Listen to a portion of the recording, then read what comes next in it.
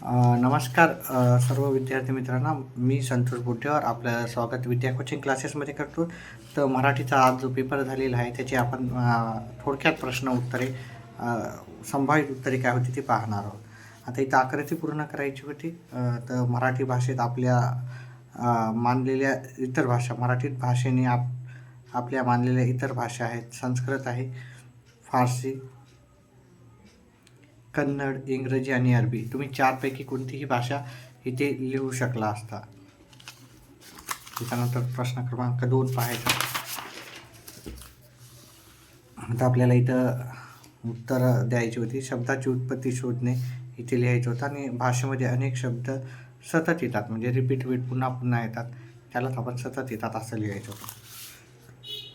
इथे स्वमत द्यायचं होतं, तुमच्या मतानुसार उत्तर करायची होती. त्याच्यानंतर पुढचा प्रश्न आहे, कारणे द्यायची होती. झाडाची पाने महत्त्वाची असतात कारण झाडाच्या पानात झाड जगवण्याचे बळ असतात. तसेच झाडे मोठी झाली तर कित्येक पिढ्याला ती सावली देतात, त्याच्यामुळं झाडाची गरज असते. आणि झाडे वेळ असणारी लाखो मुले गरजेची आहेत. कारण वेळ लागणारी म्हणजे झाडे लावणारी खूप जास्त आहेत. ही आपल्याला देश किती श्रीमंत आहे हे दाखवायचं असेल तर झाडी किती आवश्यक असतात. त्यामुळे आपल्या झाडाला वेळ लावणारी मुले असणे गरजेचे आहे. म्हणजे जेवढे झाडं लावले तेवढे आपल्याला काय होतात की ते तो देश तेवढा समृद्ध आहे असं म्हणायचं आहे त्याला. त्याच्यानंतर पुढचं विधान आपल्याला पाठ्यपुस्तकातील पाने महत्त्वाची असतात, चुकी बरोबर आहे. तर अतिशय सोपं नसतात सांगितलं, पण इथे असतात आहे उत्तर, असायला पाहिजे होतं. हे चूक विधान आहे. आसपास सगळे पक्षी आपण ओळखू शकतो का? नाही, सर्व पक्षी ओळखू शकत नाहीत, आहे की नाही. त्याच्यातले काही मोजकेच हे करू शकतात, म्हणून हे चुकीचं आहे. आपल्या घराभोवती झाडी असणे महत्त्वाचे आहे, बरोबर आहे. आपला देश निसर्ग संपन्न होऊ शकतो का? हो, नक्कीच होऊ शकतो जर आपण झाडे झुडपे जास्तीत जास्त लावलं तर. इथे पुढच्या प्रश्नाचं कृती करायची होती. अधिक करणाऱ्या वृत्तीमुळे होणारे फायदे. आपल्याला हे उत्तर इथं व्यवस्थित लिहिलेलं आहे, ठीक आहे.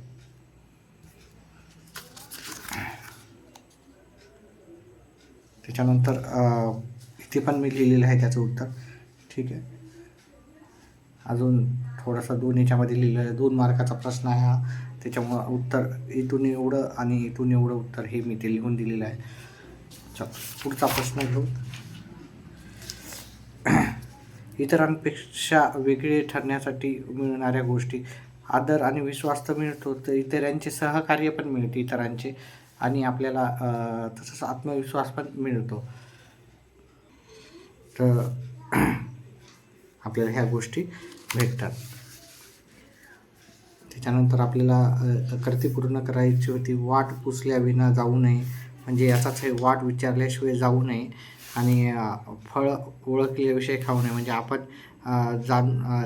एखाद्याची जाण असल्याशिवाय, पारखून घेतल्याशिवाय आपण एखादी गोष्ट करू नये असं आपल्याला लिहायचं होतं. म्हणजे इथे हे 2 उत्तर, म्हणजे हे लिहा, याचाच अर्थ हे आहे. तर हे 2 उत्तरं लिहायची होती आपल्याला. त्याच्या पुढचं पाहूत आपण. कविता होती.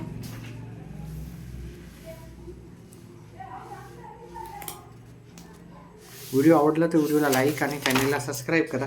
लाईक केल्याच्यानंतर एक ऑप्शन येतो, त्या हाईपला नक्कीच तुम्ही प्रेस करा, जेणेकरून माझा व्हिडिओ जास्तीत जास्त विद्यार्थ्यांपर्यंत जाईल. आणि व्हिडिओ शेअर करा. आणि इंग्रजी गणित हे विषय मी शिकवत असतो, त्याच्यामुळे इंग्रजी गणित हे 2 विषय तुमचे अधिक परिपक्व करण्यासाठी आपल्या चॅनलला नेहमी विजिट देत जा. कधीही करू नयेत अशा गोष्टी, ते तर भरपूर साऱ्या गोष्टी आहेत, ते तुम्ही लिहू शकता, पण मी ते लिहिलेले आहेत काही गोष्टी, ठीक आहे.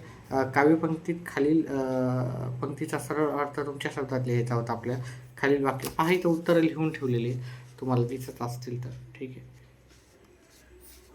त्याच्यानंतर पुढचं प्रस्तुत कवितेचे कवी ते मोरोपंत नीती आहे, ठीक आहे. उत्तरं मी लिहून ठेवलेले, जास्त वेळ घेणार नाही, कारण आपल्याला इंग्लिश वगैरे पण करायचं आहे, गणित पण करायचं आहे. इंग्रजी आणि गणित हे चांगले करण्यासाठी जेवढी जास्त तेवढी माझ्याकडून मदत करण्याचा नक्कीच तुम्हाला मी प्रयत्न करणार आहे. त्याच्यानंतर हे आपण नीलकमल कवल कर्मधाराय समास, नवरात्र द्विगु समास इथे आपल्याला लिहायचं होतं असं.